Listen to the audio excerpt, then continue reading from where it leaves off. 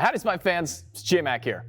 Look, I'll be honest, every week I've got to pick a couple of matches to really dive into, but with all the games that we had going on this weekend, it's been really hard to put this recap together. So hopefully you guys enjoy it, and hopefully you go back and catch every match that took part in Week 4 of the SPL. Now let's take a look back and see at least a little bit of what happened in this week's episode of the SPL Weekly Recap.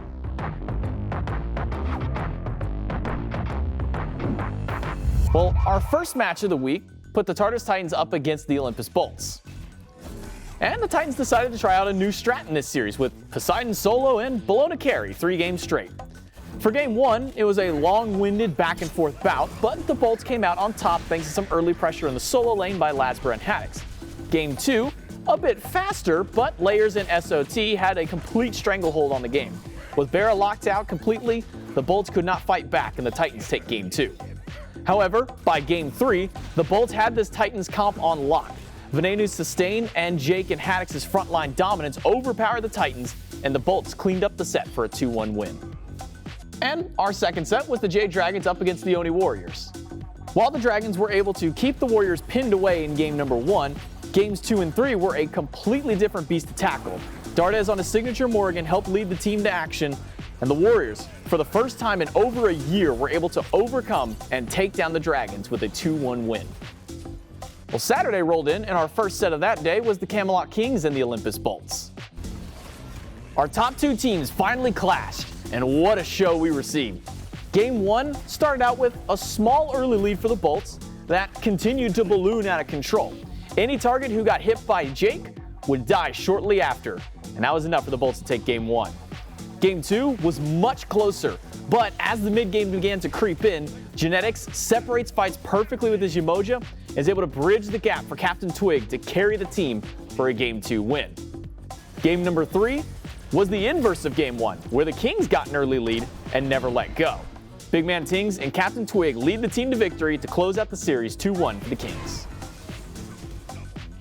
And after that was the Atlantis Leviathans up against the Valhalla Valkyries. While we saw great fights and early pressure from the Valks in Game 1, it was never enough to pull a significant lead. But once the teamfight stage broke out, the Leviathans crushed the Valkyries for Game 1 and continued that trend into Game number 2. It was easy to close out the set for them, 2-0 to the Leviathans. Now opening up our triple header on Sunday was the Atlantis Leviathans back, but this time against the Solar Scarabs. Now, Game 1 was shaping up to be a Leviathans win, but a poor team fight in the solo lane nets a 4-kill swing to the Scarabs, and from that point on, the Scarabs put the brick on the gas pedal and cruised for a Game 1 win. Game 2, however, the Leviathans pushed back against the Scarabs, forcing them to play defensively. The clean and precise play out of the Levis nets them a Game 2 win. And in Game 3, the Scarabs dominated the map across the board. Baronic and Scary D completely shut down the Levis through and through, for the Scarabs to upset the Leviathans with a 2-1 win and a much-needed confidence boost for the players on the Scarabs. Well, next up, we had the Camelot Kings against the Odie Warriors.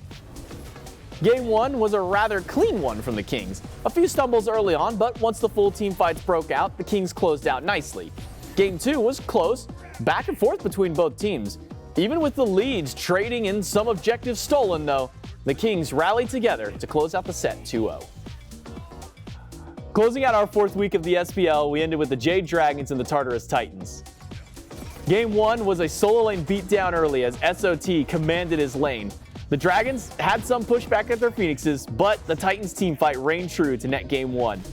And Game 2 was a bit closer, but the Titans lead continued to spiral out of control, and a fight post-Fire Giant ends up wiping the Dragons and sealing the deal for the Titans to take the set 2-0.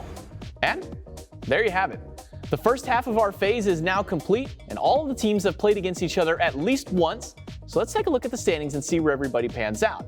It's the Camelot Kings at the top of the charts, but everybody else is so close behind, and the fact that just about any single team can take a set off of another one means that we're in for a very competitive second half of our phase. Make sure that you catch up on all the action on our YouTube channel SMITEPod, catch the behind the scenes over on SMITEPro, or you can watch the matches live right now as Week 5 begins.